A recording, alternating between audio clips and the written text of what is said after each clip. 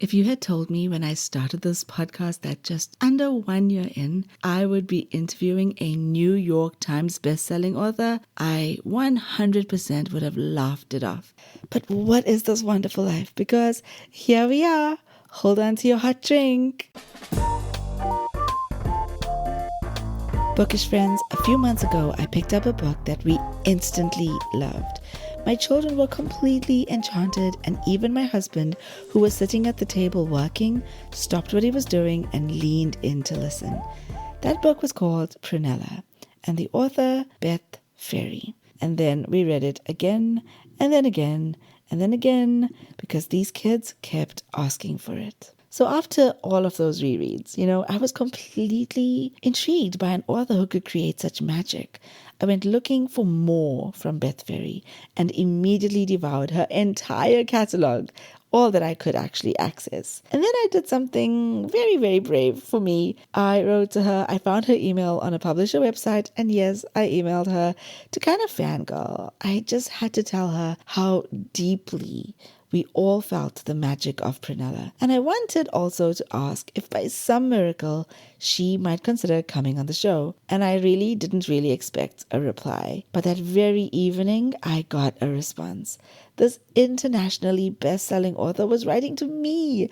Beth Ferry wrote back, grateful for the note, and she said that she would love to come on the podcast. What? Bookish friends, Beth has written over 40 books and is a multiple New York Times best-selling author. Her latest book, Growing Home, her very first chapter book for middle grade, is an absolute phenomenon. It was an instant New York Times bestseller. It was named Barnes & Noble's Children's Book of the Year. That's huge. It is a Junior Library Guild selection. It was selected as Amazon's top 20 children's books of the year, and it was named Spotify's Best Family Audiobook of 2025. Yeah, it's soaring. And today we are so lucky to have Beth right here with us on Tea Tales and Tomes. It took a while for us to navigate the New Jersey, Durban, South Africa time difference, but Beth and I eventually sat down with tea and coffee, her beverage of choice, to talk about children's literature, science, the writing life, artificial intelligence, and even parenting.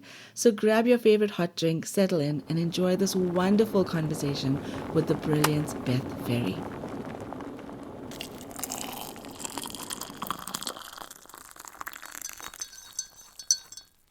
Beth, welcome to Tea Tales and Tomes. Thank you for having me. It is such a pleasure to have you here. So before we dive into the over 40 wonderful stories that you've penned, especially Prunella, my introduction to you as an author and the book that inspired me to write to you in the first place. So let's begin the way I imagine all my favorite bookish conversations in a cozy bookshop cafe. See, we're not face to face, so I think we get a little bit of leeway to let our imaginations run a little bit wild, I think. I agree. So let's imagine shelves stacked high with books, the soft clink of teacups in the background, and the scent of freshly baked scones in the air. Okay, I'm making myself hungry now. That sounds so nice. So you're sitting at a small table by the window, a notebook maybe peeking out of your bag, and I'm a little starry-eyed because in front of me is a New York Times bestselling author, and here I am striking up a conversation with you. So how would you describe yourself to me in this quiet bookish corner, whether it's your background, your family, your vibe, anything that'll paint the picture of who Beth Ferry is for our listeners? Okay. Wow. So yeah, I think I've always been a reader. I think that's how I would describe myself more than a writer. That's why I began writing, is because I just wanted to read books. Even as a kid, that's my favorite thing to do. I always say when I visit kids that, I didn't really play sports. I wasn't into music. I really just was a reader. And I think sometimes, when you love books and words that much, there's really no job, that pays you to read, sadly.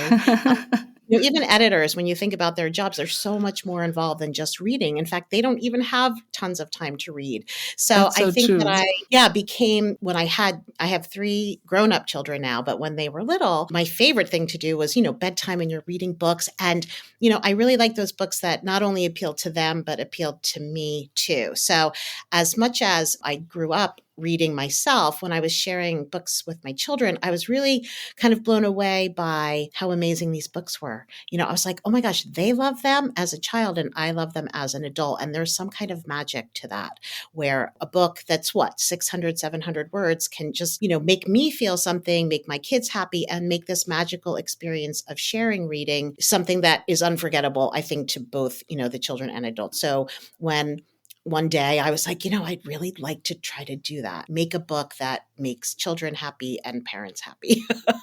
So it's kind of why I started to write children's books. I only write books for children, for young readers. And I think it's because I do think, especially picture books, you never really outgrow them. And they always seem to, besides the art being truly art, it's not just drawings, it's art, that I feel like there's always like whatever the little lesson is, even if it's not a lesson, but it's humor or it's, you're learning something. I just always feel like it's kind of crazy how one little picture book can do so much. I couldn't agree with you more. In fact, before I had kids, I was not very au fait with the world of children's literature. But, I'm at the stage now where I feel that we're actually doing ourselves a disservice as adults if we're not reading kids' books. Kids' books are amazing. Yeah, they are. So you said your kids are all grown now. What does that feel like? Yeah, part of me, it's like anything, right? It's like you think you want something and then you get it and then you're like, do I want that? So, when you're so busy running around, you're like, peace. I would just love some peace. And then, then they grow up and leave and then all you have is peace and you're like, gosh, what I wouldn't give to have like the chaos that, I did have.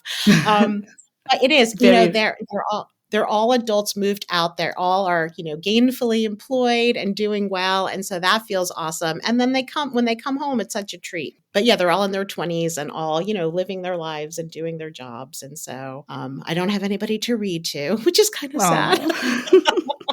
But you have your other babies now, your books. Yes. Oh my gosh. And it's true.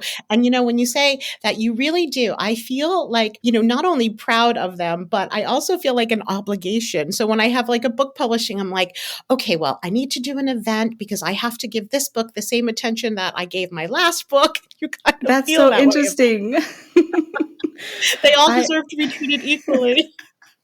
I love that. I love that. And that's why I never would ask an author what's their favorite book, because it's almost like asking who's your favorite child. It is. And, honestly, it's really impossible to pick. And just like with your children, you love different things about them. And that's kind of how your books are. You don't love them all the same, but you feel, they're yours and you created them. True. So you do, feel protective of them. I also read somewhere about a furry friend in your life, an English bulldog called Chaucer. Tell me a little bit about that guy. Right. So we have always had, when I was little, I write a lot about pets. And I think it's because I really wasn't allowed to have pets as a child. We were allowed to have rabbits, which, truly some of my like nightmares are about having like a house full of rabbits. So my husband, when we got married, the first dog we got was a bulldog because I don't know why. I just love their faces. And so this is currently our third bulldog named Chaucer Nottingham. And honestly, do you have pets? I do. In fact, I have a cat called Kipling who's currently sneakily eavesdropping on our conversation. Something about bookish people naming their pets after famous writers, right? I know. It's so true. I feel like Chaucer it was like a family vote. We all voted, and I don't know if my kids have all read Chaucer. They probably haven't. I don't know if they even have. It's a difficult one to read. I mean, once you're into it, but it's not the easiest read. No. And I feel like you have to like be taking that class in like whatever century English literature. Yes. But yes, he's, and I also have a French bulldog too, named Gaston, after, I guess, Beauty and the Beast. So I didn't name that one. But yeah, it's nice. They keep you company. It's really, you never feel alone when you have a pet. And that's something that's super nice. Oh, that's lovely. I love that. And like I said, Kipling's definitely going to meow and disrupt my recording at any minute now. Right. Right. Is it a she or a he?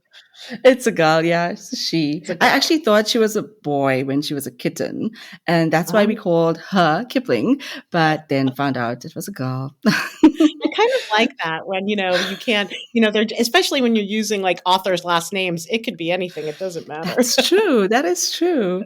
So, I'm looking out the window as I sit here chatting to you. And where I am in Durban, South Africa, it's early evening, the sun is setting, and we're heading into the warmer months. Spring is definitely in the air. But where you are, it's Right. quite a different picture. It's barely lunchtime, halfway across the world in New Jersey. So tell us Right. what it's like at the moment as you look out your window. The sun is shining, but today is the first day actually that it feels like fall. So fall usually starts the end of September, and it has been, honestly, we call it like local summer. So like all that, because Mm-hmm. I happen to live by the beach, and so we get a lot of visitors coming to the beaches. And so when September comes and everyone's back to school and you really have no tourists, you're like, this is our summer, September. But then it always gets cold. And today's the first day where it actually felt cold, where you felt like you needed to have a coat on. Otherwise, it's truly been like summer weather here. So today feels like the first day of fall, which I Oh, also I love. love that. Yeah. So will the trees turn orange and all of the Yes. stuff that you see in Yes. movies? Yes, they do. Oh no, we just honestly just the other day we were like, look at that tree. It was so orange. It was so, I mean, honestly, stopping you in your Oh, tracks, even though you see it every year, because the colors are magnificent. They really are. It's really nice. I love that. Where I am, it's subtropical, so we barely have seasons. Okay. So yeah, I love reading about it. I love the coziness of autumn Yeah. in temperate regions.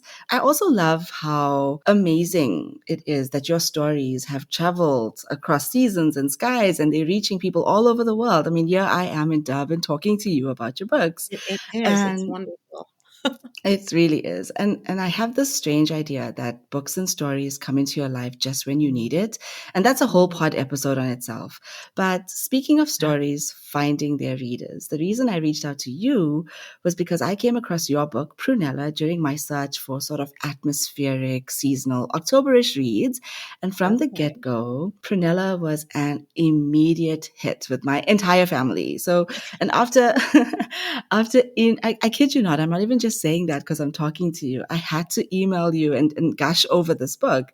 And after innumerable rereads, we decided to dive into your backlist and basically read Oh, almost everything you wrote that we could get wow. our hands on, from Stick and Stone to Oh, Magnetic to great. Swashby by the Sea. You name it. If we could get our hands on it, we've read it and we've loved them. And Oh, that's so somewhere along this reading journey, I found out that some of your books, including Stick and Stone and your newest middle grade novel, are New York mm, Times bestsellers. Oh my God. Obviously, it makes sense because the books are just so good. But it was also wow, so cool because this is probably one of the most influential lists globally as far as book goes. I mean, I don't need to tell you this, but can you right. take me back to that moment, Beth, when you first found out that one of your books had made that list, that New York Times list? What was that like? You know what's funny about book journeys, and every book journey and every author has a different experience, but you even have different book journeys with your own book. So, Stick and Stone being my first book. So when I started to write, I was writing. Why do you write what you write? Because something interests you, and you're spending so much time with your topics or whatever you're writing that you really do have to love it, right? You can't write about something that you don't feel passionate about. But I True. also I was learning about the publishing process, because most people, and I do, throughout my life, you write for yourself. You write because, I don't know, why do you write? You write because you feel like you want to use words creatively. Not even tell a story, even if you're just, writing a letter or writing, I'm going to say a diary, but any type of Yes. writing for yourself, a journal or and then you start to enjoy words. And I really think I've always enjoyed words. But when I said, oh, I'm going to try to write a children's book, like a picture book. So I'm writing about pirates. I'm writing about things that make me happy, not specifically because I'm thinking about getting published, but that's something that you learn quickly, right? Writing for yourself is not the Mm-hmm. same thing as writing to be published. And so what I learned early on was that two things really. You only have 2 minutes maybe to keep the attention of a prospective publisher. right? They Mm-hmm. are so busy. They have so many, things that they're working on. They're not, if your book is not good in the beginning, they're not getting to the end. So your ending might be great, but who knows if your reader's prospective publisher is even getting to the ending, because if they don't like the beginning, they're going to stop reading. So that's something that you're like, oh, wait, I really have to think about that. And the second is your word count. When I was young, books were very long, like thousands of words, picture books. Now they're very short. Like if you read, Mm-hmm. like even Prunella is pretty long for a picture book. Stick and Stone is 135 words. So when I wrote it, I was intentionally trying to write a full story that was very short, because I was trying to get published and I needed to get someone's attention without taking up a lot of time, which seems so crazy now that I think about it in retrospect. But Mm-hmm. so I wanted to write about friendship. And so, you're like, oh, great, there's no friendship books, right? Ha, there's thousands of them, right? So how are you writing? But I felt like my kid, I think at the time that I was writing, my youngest was in middle school. So, she was maybe 12 or 13. And I don't know, how old are your children? 9 and 6. 9 and 6. Okay. So you're not there yet. So, and you might never be when I say like, it's challenging. I have 2 boys and a daughter, and this was my daughter, and friendships were challenging. And I was actually like paying a lot of attention to like how hard it was, be a friend, have a friend. And I think that when I decided to write about friendship, I really thought, it never changes. When you're little, your first friends are your family and books. And then when you get older, now you're like, who is your friend? How do you find someone who has something in common with you? Do you have, Absolutely. yeah. And so, but in middle school, the same thing. And I'm like, oh my gosh, it's really hard to be a good friend. So friendship, just seemed to be like something smart to universal, let's say, that every age deals with. And no matter where you live in the world, right? Friendship is friendship. So True. that's how I got the idea for Stick and Stone. And yeah, so I wrote it and then I sold it. And then they told me my illustrator is named Tom Lichtenheld, and he is his art is amazing, but he's also was busy. So they were like, he's the perfect person for you, but you have to, he's so busy that your book won't come out for 4 years. Whoa. So, and I think now if that happened to me, I'm like, oh, no problem. But back then I'm like, wait a minute, 4 years? That's so long. So, That's and I was like, I don't think I can wait that long, for my first book. And they were like, no, he's worth it. And he was worth it. So when we published the book, it was 4 years after I had written it, which was a very wow. long time. And it came out in April of 2015. And I think it hit the New York Times in August of 2015. So to be honest, I have no idea how the New York Times, I still don't. I don't exactly know how it works. Like how many books are sold to make the bestseller list. I truly don't know. It came out in April, and normally I think books make it when they first, get published, which was my experience with my middle grade novel, Growing Home. It made it the Mm-hmm. first week it was published. So I just wasn't even thinking about it. I didn't even think it could be a thing. So when I got the call in August and they were like, it hit the bestseller list, we were like, why? And awesome and wow. But more like, why? Why now? Why in August, 4 months, April, May, June, July? Yeah, 4 months after it came out. That's So wow. but I can remember truly, I was jumping for joy, like physically jumping, because I didn't even have it on my radar. So it was such a beautiful surprise. That's amazing. It just sounds like one of those dream come true It moments, is. especially because it's your first book. But Yeah, 4 years, it was worth the wait. I know. I mean, really, you were like, wow. So it was.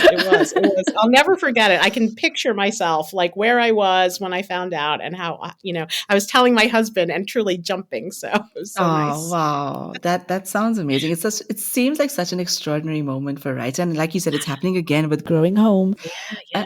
I love it. So congratulations on that. Thank That's you. just so Yeah, amazing.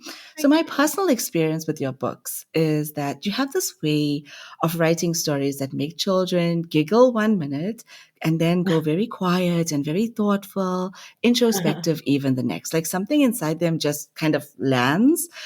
And Mm, as I first started reading Prunella aloud, so it's just a book about a girl who loves strange plants like Venus flytraps and prickly cactuses, whose parents worry about her finding friends and community, and yet supporting her strange passions anyway. And I could see from the way my kids kind of stalled, they gathered in Mhm. closer to me. My husband was busy working on the laptop on some work related thing. And then he stopped to listen. He was looking over my Oh, shoulder at the illustrations. And as soon as I finished, my youngest, Jazz, he asked me, Mom, just read it again, please. So can you take us back? It was amazing. It really so was. And, nice. I love it when a book does that. I love it when it brings everybody together. And I love Mm, it when my kids ask me to reread things. I'm such a huge proponent of rereading. I Can you, agree. it's like you get so much more every Mm, time you read that story and pour over those illustrations. So can mm. you take us back to where Prunella specifically began? That first spark, that first idea that made you think, there's a story here. Yeah. Not all, and this is a question you get a lot about some of your, most of your stories, and most of them don't have really good. I'm like, I don't know, but this one. So when I first, when I guess we were making our first garden, we were, planting around our house. So this is, a long time ago, and I remember buying a bulb called a voodoo lily, and I just thought Oh, it. And yeah, and I was like, this is wow, how cool. I'm going to plant this and it's going to be so cool. So I did. I planted it and it bloomed. And all of a sudden, we would go out to the garden and we'd be like, oh, did something die? Like, did a mouse die? Like, I can smell death. I'm not even joking. And then we'd be like, oh my God, it's the flower, because this flower called the corpse flower, voodoo lily, smells like death and it is always covered in flies. that's its So I pollinator. was like, yeah, exactly. So you're kind of like, well, this isn't what I was thinking. And it's really cool looking because it's like dark purple, but it smelled so bad. And it would happen and I would forget about it because it only really blooms for like a week. But then it does spread, like most bulbs, they spread. So one year I was like, I can't live with this. It's so terrible. So I dug it up. I dug it up and I threw it over the fence and forgot about it. The next year it came back, and the next year. And no matter Oh my how many gosh. times I dug it up, I could. And then one year I'm like, you know what? I'm going to write a story about it. And so that's really, so I couldn't kill it. And now I won't kill it because now I have prunella. But yeah, it was like a plant that I couldn't kill as much as I tried and smelled like death. And I thought, there's people who like things like this. And, my kids had Venus flytraps. And then I started, and what I love most about writing fictional books like Prunella is that you get to do a lot of research because it's fiction. But I always, gosh, if I can have some nonfiction in my fiction books, it really makes me happy. And so I learned all about, carnivorous plants and all the weird and spiky plants that exist and protect themselves. They protect themselves, which you don't really think about like until you start learning. Oh, So yes. I love the nonfiction aspect of Prunella, even though obviously it's completely fiction. I love it too. And I'm definitely going to touch on that later. A thread through your books. There's definitely Mm, some amazing science happening there. But this is mm, such a lovely story. I love the story, how the single idea, the single plant, your voodoo lily, grows into a right. story that resonates so widely. And there's this beautiful, I mean, I'm going to gush again, but there's this beautiful balance of humor and heart Mm, in this book. And it deals with very real scenarios, very real concerns. I think yeah, parents all over the world can relate to us stressing out about, will our kids fit in? We see so them true. engage, or we see them with their strange interests and think, Right. I love that about them. I love their weird quirks, but is this going to harm them later on? It's Um, so true. yeah, it's really, you said it earlier, it's universal themes. And what Mhm. really tips this book into the extraordinary category for me and makes it even more magical is seeing the story come alive through the illustrations. What was it like for you when you saw the story transformed visually for that first time?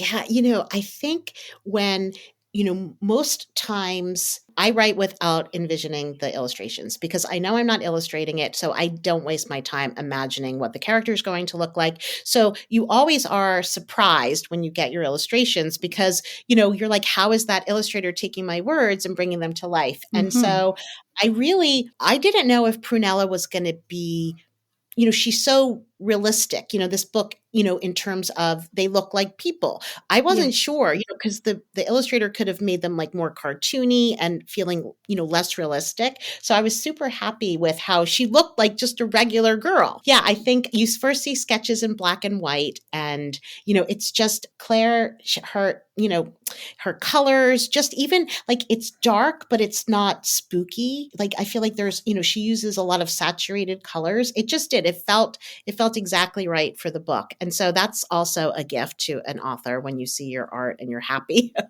Absolutely. And I always joke that I judge books by their covers, and that's exactly what Yeah. happened in this instance. The title, yes, but also the colors immediately invited me in. There's this Yeah. almost tangible sense of movement. There's magic in every spread. And yes, you're right. There's deep purples, there's some Mm, sunset hues, lush greens. It really, your illustrator here really brought the story to life, and it really yeah. shows the power of collaboration. And Agreed. I've seen a similar thing with your other books as well. A really wonderful matchup between the words and the pictures. And I see that you've collaborated with some of my favorite illustrators like Lorena Mm. Alvarez in Magnetic, Oh, the right. Fan Brothers. Oh my gosh, I they're so know. amazing, and other absolute magicians when it comes to Yeah. children's book illustrations. Yeah. However, has it ever happened that an illustrator didn't quite interpret your words in the way you expected on the first go? That it wasn't exactly what you had in mind? Has that ever happened? It does happen, and you say the word collaboration, but really you're not really physically collaborating. I'm not ever speaking to the illustrators. So, That's so which kind of seems interesting. it seems counterintuitive because you're like, okay, you see two names on a book, you kind of assume that there's a conversation happening, and there really isn't. And so in my first experience with Stick and Stone and Tom Lichtenheld, like he is a perfectionist. And so I think he did three full like dummy. A dummy is what you call like the sketches for a book. It's just called a dummy. I don't know why. But he did like three full dummies of different ways he could take the book and shared them, which is also unheard of. So, he was like, we could do this way. Like, he had one that was like more focused on typography, having the sentences be part of the page. But ultimately, we settled on the playground. Like Stick and Stone basically takes place kind of on a playground, because it has seemed the most like universal for children's Hmm. friendships. But that experience, I was like, oh, you kind of like that's your first experience. You're like, this is what must always happen. And that's not true. So I think, but I've also learned you kind of know going in that you're giving up. If you A have a vision, level. you're giving up your vision. You're not really, no one's asking you what your vision is. So do you know the book The Scarecrow by the Fan Brothers? I don't know if Yes, you've absolutely. heard. Yes, yes. I love it. And that to me, I mean, that is very close to my heart. I love that book. But when they first drew the Scarecrow, they had given him button eyes. So when you think about if you see a scarecrow, I mean, do you even have scarecrows? You No, probably we don't, actually, I right? haven't seen one in real life.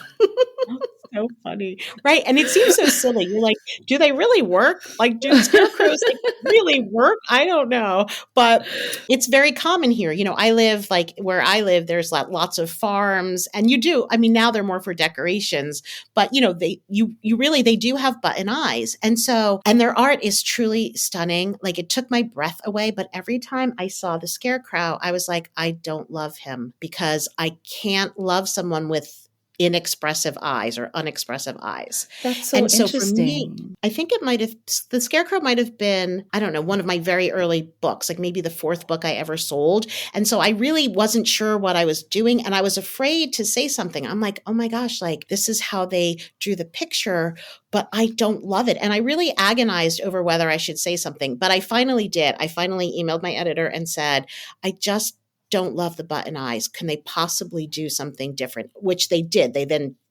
turned it into like paint, but then they were able to manipulate the eyes to show emotion. And I think it's really hard to love a character that doesn't show emotion. And so that might have been like my first experience with, not being happy with a part of the art. And then, finding the courage, I'm not even joking, to say something, because it is this very, delicate relationship. I don't know the Fan brothers. I've never spoken to them, never met them. And yet I'm kind of saying, I don't like how you made my character, which, is not easy. But I'm really glad that I did, because now I love it so much.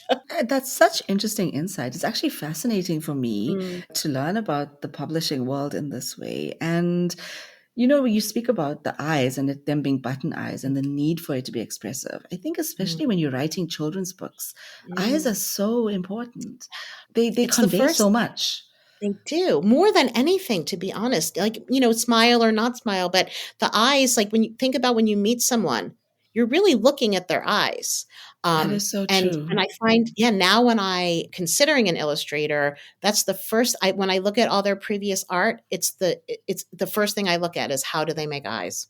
Are their eyes something that I like? Because there's lots of, but and when I think of Stick and Stone, so Stick and Stone, they have Yes, dot yes. eyes, and yet their eyes, however he did it, it's truly, I still sometimes marvel over the expressions. And he uses a mouth too, but how he can give a stick and a stone such personality.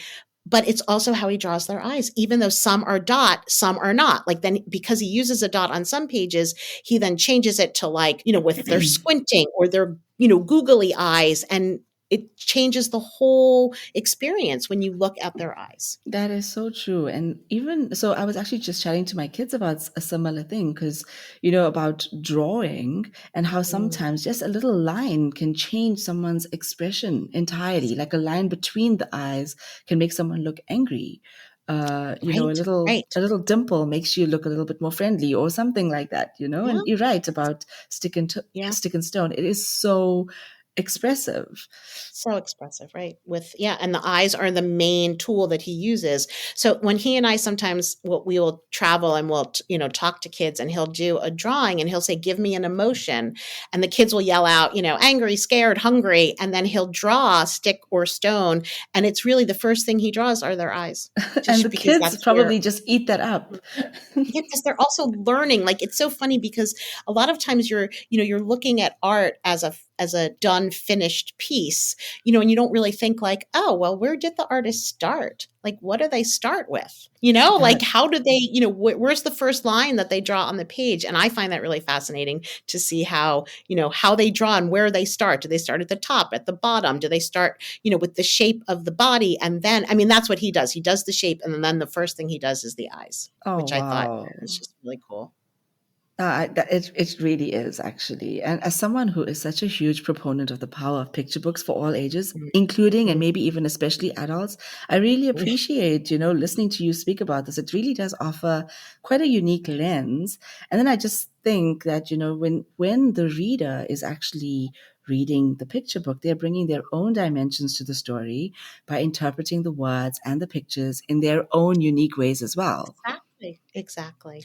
So I have traveled with Tom a number of times just to different events and things, and sometimes we'll like be in a bookstore, and so we'll both pick up the same book.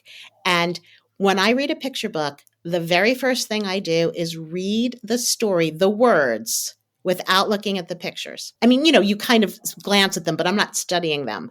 And then I go back and I read it looking at the words, at the picture. So I do the words first and then the pictures. And he does the opposite. He'll be like, oh my gosh, like this page. And I'm like, oh, the words. Like, so I'm totally focused on the words and he's totally focused on the art. And it's funny how it just, you go back and you then appreciate that other aspect. But yeah, the first thing I do is just read the words to see how That the words make me feel. That's amazing. And it just makes me think about a conversation I had with one of my son's teachers, because they're obviously reading aloud in class as like part of assessments and whatever. And like sometimes she would say, he'd be reading and then he just stops, because what's happening is he's now Oh, taking in the picture and he's just like, he's completely absorbed by the illustration that the words are forgotten. that you're hoping that when you make a book, the words and the pictures are married so seamlessly that that you are able to do it all at the same time. You can read the words, even when you think about how books are laid out and how they decide how many words go on each page, or why sometimes it's a single page spread, sometimes it's a double page spread, how that affects the pacing, because how you paginate and lay out the words and the art affects how the reader reads. Absolutely. That is so true. But, as we're talking about this, I'm thinking about something slightly more controversial, I guess, and that's Mm, artificial intelligence. So there's so much mm. discussion and fear around AI at the moment and the use of AI to illustrate books and worse still, to even write books. And I'm probably being hopelessly old fashioned and feel perhaps too strongly that the space should remain completely human driven.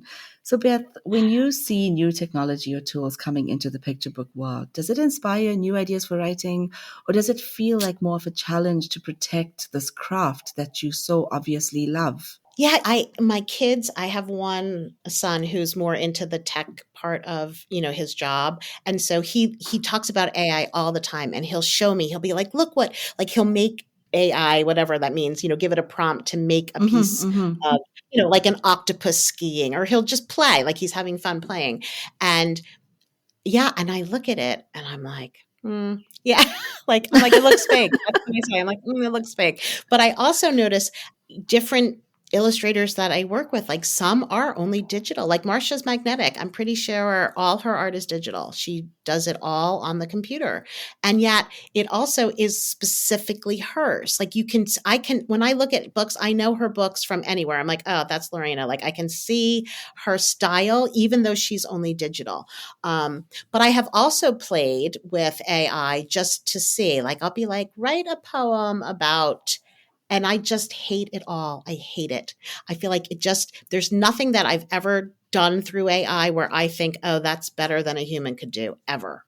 So maybe I'm not giving it the right prompts, but I also think I don't know all that much about it. But where's the heart? I don't know how it can imbue heart into a story based on all the books it's ever been shown, millions of Absolutely. writings, Yeah. that it's been given. And I don't play with it a lot, but every once in a while, like I'll be like, like one time I was writing a book that needed a spell, and I was like, write me a spell, like everything. I'm like, nope. Nope, nope. And then I just was like, yeah, I'm going to obviously do it myself. But I did dabble just to see, and nothing, I just didn't like anything that it produced. But Yeah, maybe I'm doing I, it I wrong. agree with You you. know? No, I agree with you. I think also because I'm often on social media, on Instagram, and sometimes I see people obviously using AI to write captions or to create some of their content. And it's Yes. actually quite obvious Mhm. sometimes, because it's very So generic. very generic. I think that, we don't know, like you said, there's a heart element that we Mm, don't fully understand about the creative process, which I'm right. hoping that AI will never get. I agree. Um, Yeah. It's going to be really interesting. I mean, even sometimes you get emails and you're like, did this person write this email mm, themselves or not? And exactly. you can't ask. That's the other horrible thing, is that there's this other weird, like human, I guess, part of manners. I'm not sure that you're not going to say, like, did you write your own email? Yeah, like actually I was debating that today because I also, Tea Tales and Tomes is a gentle part of the listening world, but I do get a very Mm, visceral reaction when I see influencers or bookish mm. influencers using AI or using it so much. And I wanted to comment. I was like, I really love what you've done here, but I think your What? message would have been better had you not used AI. But anyway, I didn't. No, good thing. I'm sure that wouldn't go over. That's also something that I find crazy, right? It's like, oh, so you can't be truthful about something. Is that insulting to say? And I kind of think it is, because it is an insult to tell someone that, oh, your thing is written by AI. And but then why should they be insulted because they didn't even do it themselves? I Right? don't know. It's fascinating. But I'm going to pivot again. Well, not really, because we are speaking about science and technology. And it reminds me of something else I've noticed across so many of your books, from Stick and Stone, The Scarecrow, Prunella, Marsha is Magnetic, and so many more, there's often a subtle and sometimes not so subtle scientific bent to your stories. So whether it's exploring how animals interact, the way ecosystems work, electromagnetism, patterns and processes in nature, the scientific method, which I absolutely adored, spelled out in Martha is Magnetic. I loved it so much. And my favorite, the actual scientific names and descriptions in Prunella. Just as an aside, I have a friend who's an extremely passionate botanist named Savannah, who I know is going to rush out to get Prunella as soon as she hears this episode. She's going to be so amazed about your scientific descriptions in this book. And as a scientist myself, I'm a marine biologist. I cannot begin to tell you how exciting this is to me. And the way you do it is it's not obvious. It's not didactic. It's just woven so beautifully in the story. And I'm just curious, is that something you do deliberately? And how do you balance that whimsy and the humor of a children's book with scientific fact? It's such a good question, because I think I am not a scientist and I don't even think scientifically. I'm totally all like literature, words. One of my favorite parts of writing any story is the research part. I truly am, because you can make up anything, right? But sometimes you don't need to, because nature has already done it. And that's what I love about Prunella. The book, even the very, there's in the end papers, how many, I don't know, 20, I don't even know how many species of plants I put in there. But I was blown away. I was so happy, like learning. I'm like, wow, I didn't know that. Like there's strange and wonderful things that just exist in nature that we don't even know about. And it's such a treat. Truly, that's how I felt. I was like, I love to put this in for those kids that just eat that stuff up, that love to know this is our world. This is like not fiction. These plants exist and they have these strange, adaptations for a reason. They need to do what they need to do to survive. And I don't know. I love, like, even Marcia's Magnetic, just learning about magnetism. Like, I don't know anything about that, but that's the best part, honestly, when you're first writing and you're so excited about your plot or your idea. And then I'm always like, oh, can I weave any little like nonfiction into this story? Because I'm fascinated by real world wonders, let's say. That's what I'm going to call it. Absolutely. And you know what? We really did eat it right up. And then we read it again. It was just so lovely to see that. And, thank you. And I think it is, you can tell that a lot of research and a lot of work went into it. That's how you're able to weave these stories that are just so rich. And it's a reminder, I think, to me and hopefully everyone that's listening, that picture books aren't just for laughs or bedtime snuggles. That's great too. But they're just these tiny worlds so full of discovery and imagination. And like you just said, everyday magic. Right. Yeah. And you hope, because like even there's like the words like the botanist and the, now I can't even think of all the mycologist. Right. And I thought, like, maybe some kid is reading this that doesn't even know that exists, because I didn't know it existed before I started studying it. And you think, like, maybe some kid's going to be like, I'm going to look into that. I'm going to study fungi, because like some of the funguses have the coolest names, first of all. Like their names. And they're beautiful. They're beautiful, right? And they're like growing on a decomposing log somewhere in the forest, right? But yeah, you never know where if your story is going to touch on something. But again, you can only you're spending so much time. Like it takes me probably a year, and not every single day, and I'm always working on more than one story, but I probably spent a year writing Prunella on and off, like writing it, researching it, that first excitement where you get your first draft down, and then you spend some time away and you do other things, and then you read it with fresh eyes, and then you try again. I always say, for me, the word that I'm looking for as a writer is satisfaction. I want to be satisfied when I am done with a book. I want to feel like do I feel satisfied? Oh, and because you hope that when child or adult or whatever, anyone reading your book, that when they close the cover finally, that's the word that they feel they feel satisfied, that the plot has been resolved, but they've also, like, I don't know, you think about it, how long does it take to read a picture book? 10 minutes if you're reading it out loud. Yeah. If you're reading it to yourself, way less. Yeah, but that's the word I'm seeking is satisfaction. Am I satisfied with my book, and will my reader be satisfied when they're finished? That's amazing. I love that. And I'm still convinced that you have a hidden science degree somewhere, or a lab where you cook up cool experiments with your children. I wish I did. But okay, we'll keep it hush hush. But let's talk about the behind the scenes side of your writing life. So I read somewhere that one of your earliest stories was inspired by a line from a song, Drops of Jupiter by Train. I love that Mhm. song. And as soon as Me I too. read that, I needed to immediately know more about Beth Ferry's writing life. So what does a typical writing day look like for you? How do you nurture your ideas? Do you have rituals or little habits that help you to return to your story when life gets a bit busy or crazy?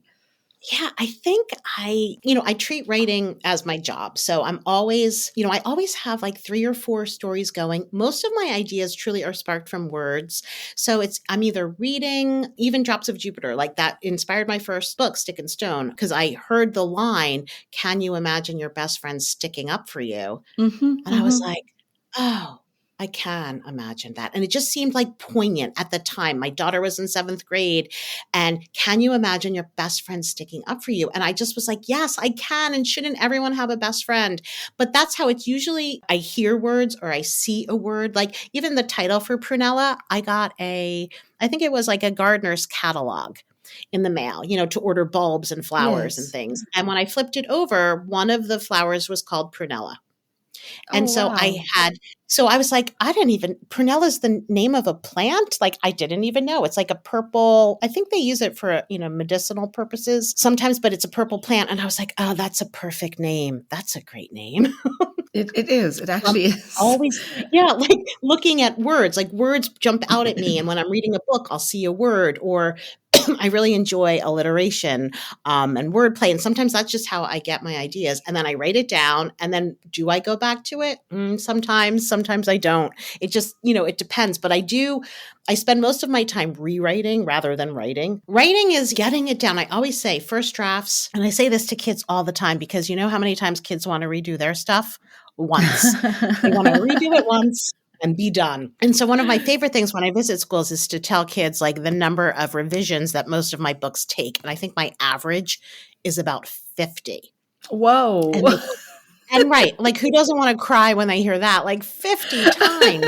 That I think is what it takes. It takes, and also as any child who's writing, wants to spend the minimum amount of time. I also say like read your stories out loud when you're writing not even your stories, when you're writing anything, because your brain is pretty smart and your brain will like automatically fix things that aren't really fixed.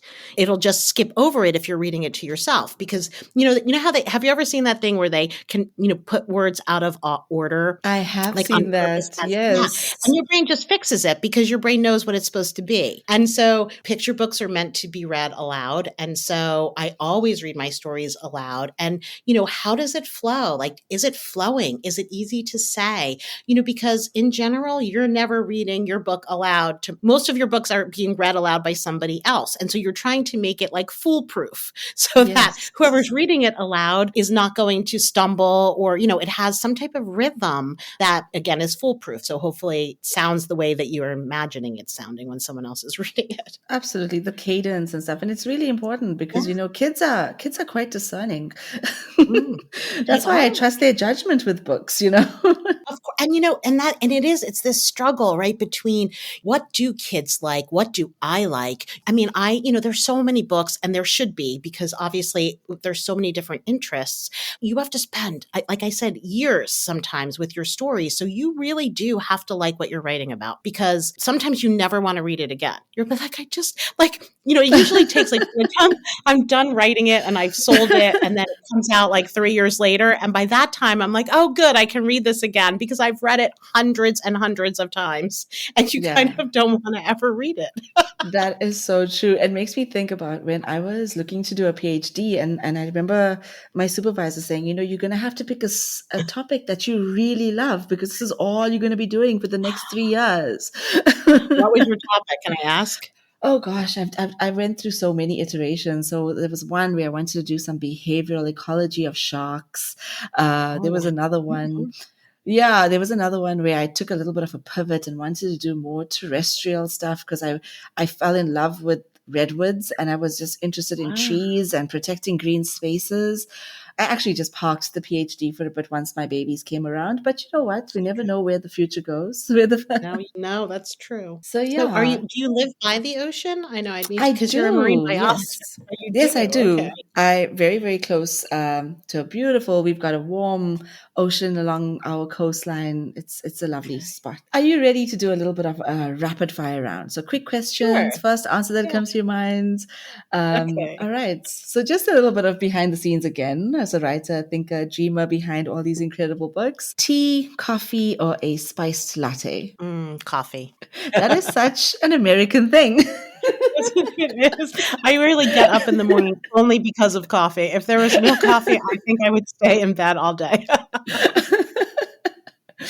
Do all the American writers say coffee? That's funny. No. It's just that. Okay, so I think also I'm Indian South African, so South African of Indian descent, and so tea is a very big thing in my culture. Right.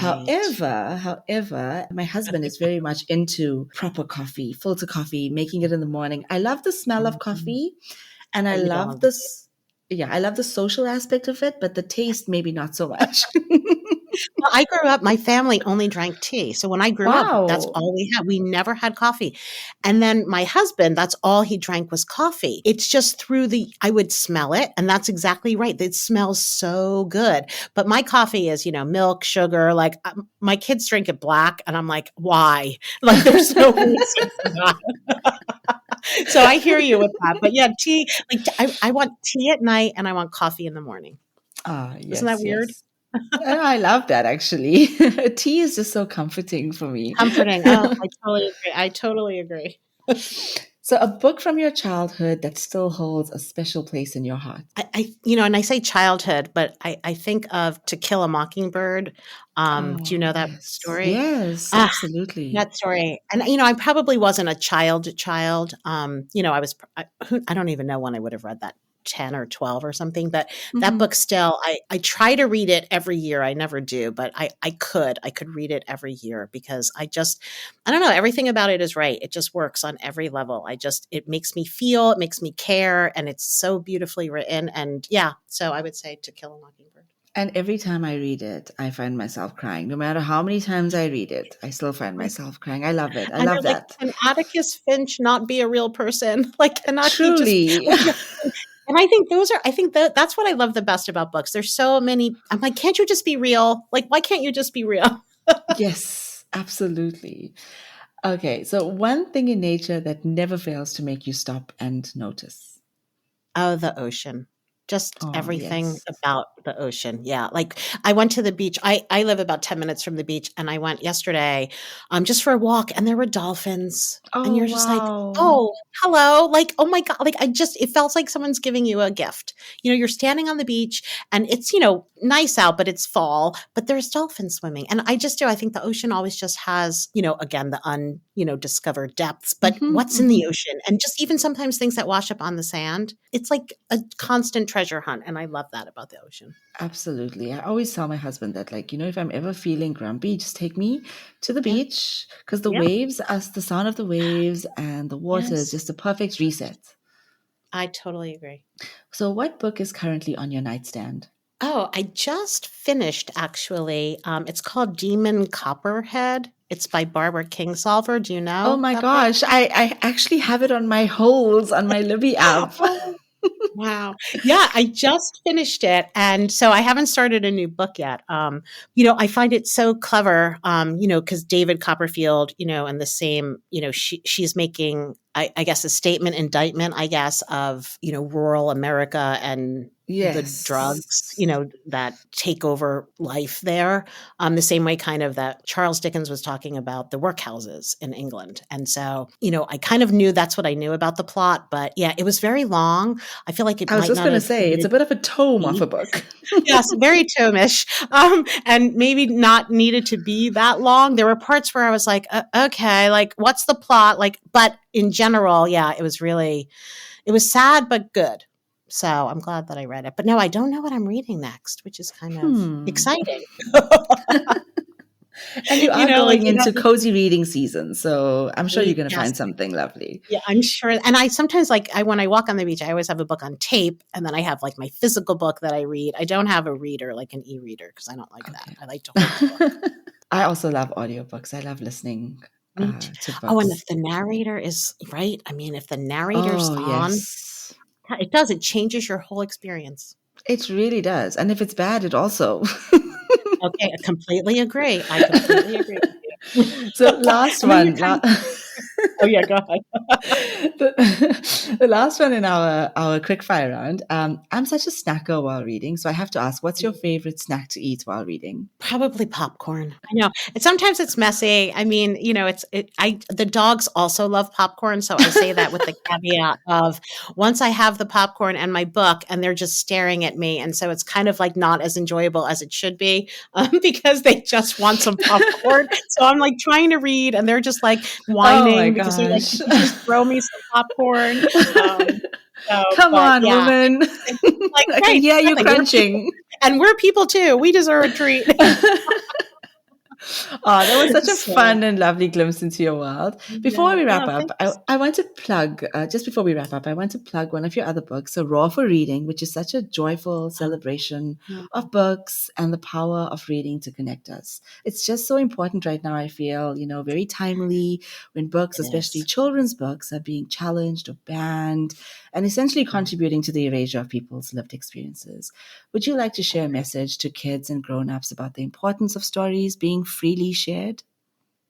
Yeah, I always think it's so fascinating to me when we have social media that's ruining the world, but we're not banning that. We're banning books. And I also think it just goes to show you the power of books, right? Because why are we banning books? Because they're Uh, powerful. And it's Absolutely. also and think about a book. A book doesn't just like think about any type of social media post, right? 5 seconds and you can be posting anything you think without any real thought behind it. Books take years to publish. They've That's been true. read and reread, edited. And so, there are people that are saying this is worthy because it's not just like the top of your head thought that you're just spewing out on social media. But I also think it's one of those, to me, when you ban a book, you're banning a book that is probably a book someone really needs to read. Yes. And I think that that's so fascinating to me, because they say, we read to know we're not alone. And that's like my favorite quote about reading. We read to know we're not alone. And so wherever you are in the world, it's a big world and there's so much we don't know and so many people we will never meet and haven't met. And so when you can read about someone else's experiences in a book, it really does make the world seem smaller, more accessible to you and to understand someone else's experience in the same world that you're living in, but nothing like your experience. So yeah, I think Roar for Reading is really, I think so many times we don't think about, your world is complicated enough and everything that you have to do in your world and the people that you have to take care of. And so I think it's only when, like in this book, the little lion is like, wait, what? Like, could someone take away my favorite book? Or a book that I love.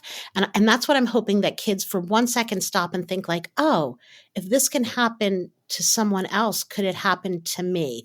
Because it's only when we think about other people as, other me's, like, oh, if it's Yes. happening to me, it could happen to you. Like if we can all see someone else's point of view, then maybe possibly we can all be better people, that more tolerant, more kind, that we need to be, that is not really apparent in the world, especially in America right now. Mm. I couldn't agree with you more. So where I am, book bans are not at all that common. Although, as you might know, South Africa has quite a dark past steeped in censorship as well.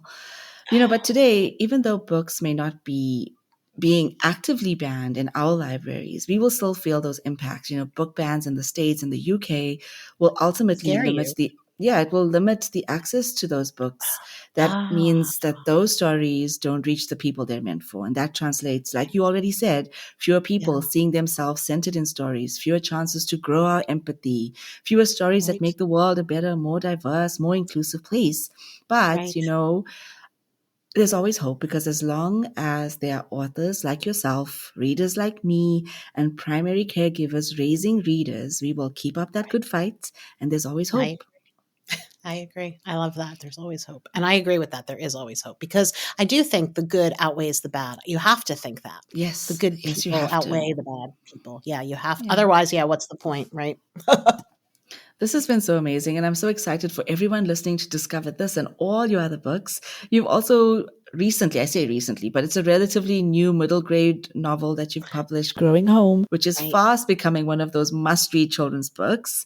So, where to next from here for you and your writing journey? The next thing that I'm most excited about is I have a novel in verse coming out, which is also like a big Wow. newish thing. And it's about how hard it is to be happy for someone else. Oh And my I feel like gosh. but to me, that's a really other, something I really wanted to explore. Because having a friend is hard, being a good friend is hard, being happy for someone else is hard. And so I like, these are, things that I think about. So yeah, my novel is about, 12-year-old girls and best friends, and then how one girl finds it hard to be happy for her something good that happens to her friend. And I think Wow. it's really common, but we don't ever talk about it. I really feel like there aren't a lot of books about that for young readers. And I think it's really important to learn how to be happy for other people. It doesn't And take away your experience. It doesn't make your life any different if they have something good happen to them, but in a way it does. that is so So true. And yeah, also to be able to read about it and then to also yeah, realize that we all have these feelings sometimes, that right. sometimes we feel a little bit envious or we feel like a bit Yes. ugh about someone else's Yes. success. Yes, and that is so completely normal. And so it's like one of those things where I think if we talk about it and own it, yeah, you can come home, feel bad, feel maybe like, why did she get it and not me? Mine is more like, why did she get it even though I don't want it, but I'm still jealous, and so it's hard to grow up. There's so many, you're allowed to have unkind feelings, but then how you process and deal with it is really what the goal is to understand that, sure, have that feeling, accept it. No, we all do. We're all jealous at sometimes. We're all envious. But then how do you handle it? How do you show maturity? And yeah, come home, cry, feel bad, and then be happy for your friend because ultimately she's your friend. I love So that. yeah, I can't wait yeah, to read this yeah. book. I'll be keeping an eye and an ear out for it. Okay, you're so nice. Thank you. Beth, thank you so much for sharing your time, your Oh, it's stories, my and your pleasure. Thank world with you. us today. It's No, been this such a was such treat. I feel the same way. What a treat, honestly. Your questions, everything, even your tone of voice is so calming and nice. And so I enjoyed the whole experience. Thank you. I could just talk to you so much more, but I know that we will have another chat in the future, perhaps when this I new hope book comes so. out. I would love that. Thank you again. Thank you so Thank much. you. And that, bookish friends, was my beautiful conversation with the wonderful Beth Ferry. I'm still a little in awe that a book we discovered by chance sitting around our table in Dublin led to this conversation with the international best-selling author all the way in New Jersey. It's such a good reminder that stories travel. They cross oceans, they find homes they were never written in, and sometimes they even bring people from all over the world together.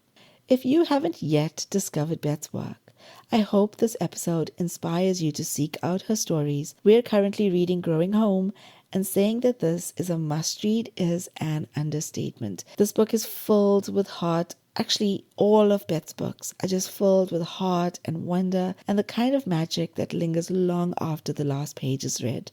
Thank you for being here, bookish friends, and don't forget to join us next time for more bookish wonder.